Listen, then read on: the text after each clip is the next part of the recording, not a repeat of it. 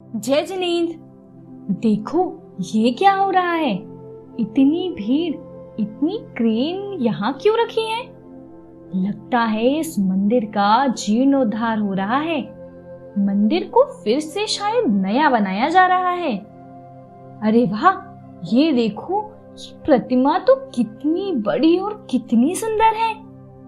पर ये जो क्रेन ड्राइवर है वो कर क्या रहा है?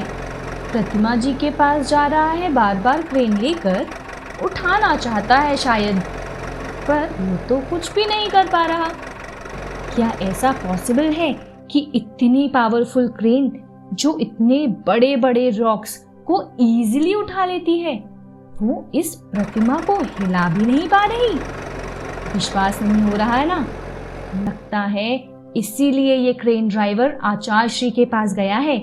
उनको नमोस्तु करके उनसे पूछ रहा है, उनसे रिक्वेस्ट कर रहा है कुछ। वो जानता है कि इस प्रॉब्लम का सलूशन तो आचार्य श्री ही बताएंगे। अरे देखो, वो तो आचार्य श्री से आशीर्वाद लेकर फिर से अपनी क्रेन पर सवार हो गया, फिर से प्रतिमा जी के पास पहुंच गया है क्रेन लेकर। अरे वाह, ये क्या आश्चर्य हुआ। उसकी प्रॉब्लम का सलूशन तो कितनी जल्दी मिल गया। जो प्रतिमा जी पहले हिल ही नहीं रही थी, अब वो भारी विशाल प्रतिमा तो जैसे फूलों के जैसे हल्की हो गई है। क्रेन से एकदम से उठ गई, बिना किसी एक्स्ट्रा एफर्ट के नई जगह पर विराजमान भी हो गई। आप भी सरप्राइज्ड है ना प्रतिमा जी के इस चमत्कार को देख के, और जानना चाहते हैं ना इसके बारे में आप भी? तो चलिए आपको लेकर चलते हैं मध्य प्रदेश स्टेट के दमोह डिस्ट्रिक्ट में। यहाँ पर एक माउंटेन है जिसका शेप कुंडल यानी कि इयररिंग के जैसा है, अर्धचंद्राकार यानी कि एक हाफ मून के शेप जैसा। ऐसा होने के कारण इस माउंटेन का नाम कुंडलपुर पड़ गया। इसी से रिलेटेड आज हम आपको एक बहुत ही इंटरेस्टिंग स्टोरी सुनाने वाले हैं। पटेरा नाम का एक गांव था। वहां पर एक ट्रेडर यानी कि व्यापारी सेठ रहता था।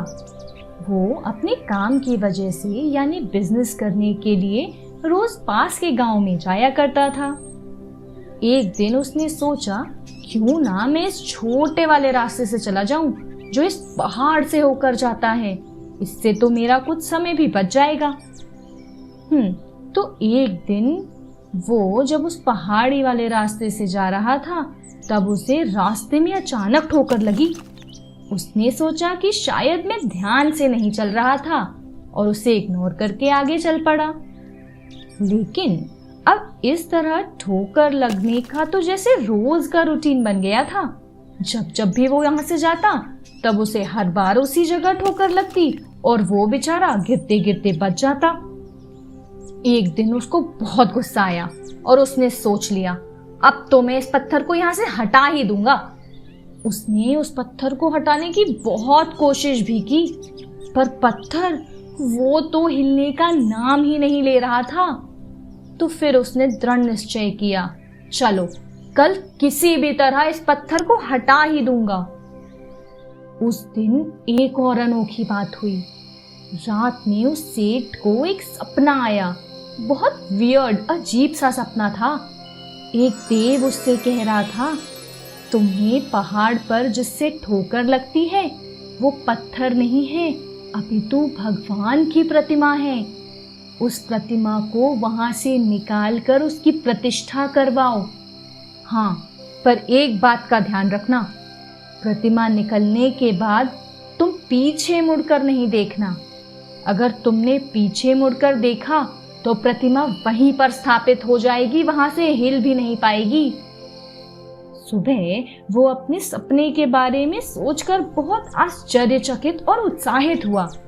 प्रतिमा जी को बाहर निकालने वो पहाड़ की ओर चल पड़ा।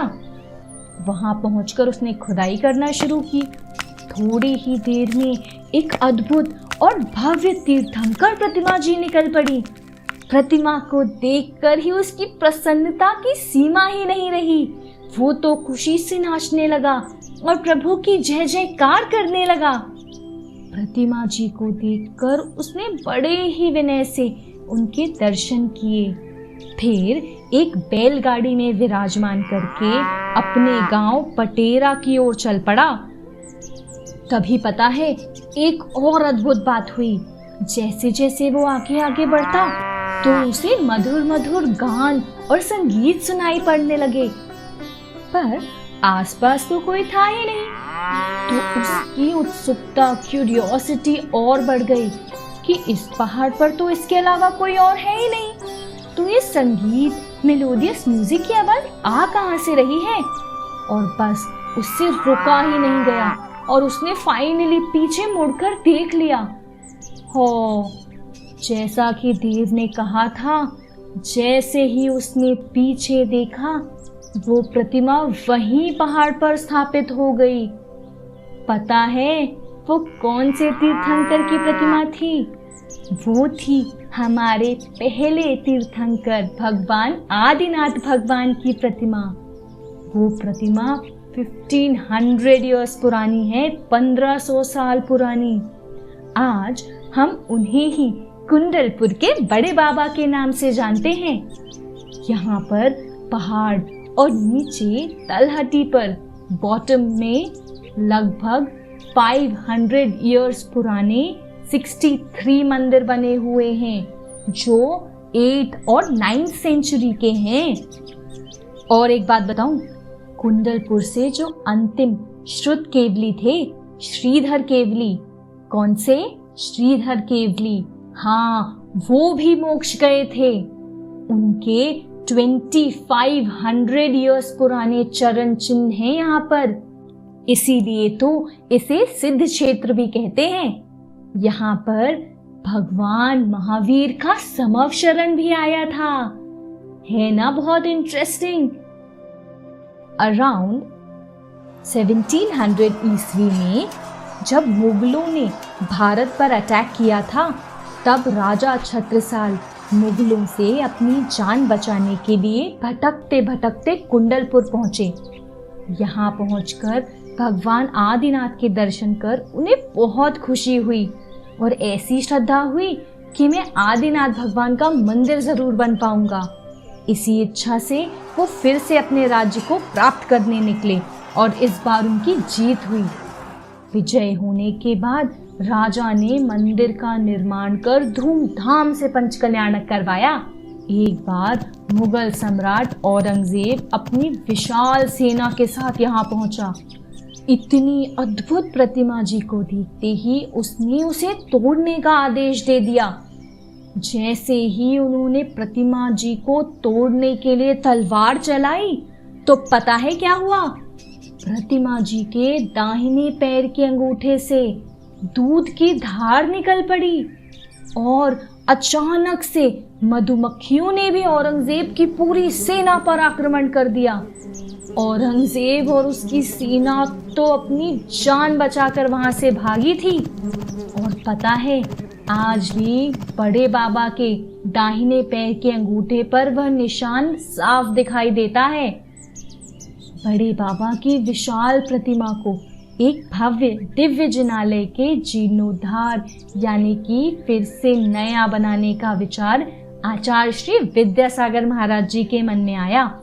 17 जनवरी 2006 को पुराने मंदिर से जब प्रतिमा जी को क्रेन के द्वारा निकालकर नए मंदिर में रखने के लिए उठाया गया, तभी ये अमेजिंग इंसिडेंट हुआ था जो हमने स्टार्टिंग में सुना था। क्रेन ड्राइवर बार बार कोशिश करने पर प्रतिमा जी को हिला भी नहीं पा रहा था। तो आचार्य श्री ने क्रेन ड्राइवर को अपने पास बुलाकर पूछा, क्या तुम मांसाहार नॉनवेज खाते हो? तो ड्राइवर ने कहा, जी हाँ। फिर आचार्य श्री के समझाने पर उसने मांसाहार नहीं खाने का आजीवन यानी कि लाइफ लॉन्ग नियम लिया। फिर से आचार्य श्री से आशीर्वाद लिया और ये भारी विशाल प्रतिमा किसी भी विघ्न बाधा से अपनी जगह से दूसरी नई जगह पर विराजमान हुई। ये चमत्कार देखकर सब लोगों ने बड़े बाबा की और आचार्य श्री की जय जयकार भी की। तो आप भी जाओगे ना ऐसे एंशियंट ऐतिहासिक तीर्थ क्षेत्र कुंडलपुर और करोगे ना आदिनाथ भगवान, जिन्हें हम बड़े बाबा भी कहते हैं, उन अतिशयकारी प्रतिमा के दर्शन। जय जिनेन्द्र।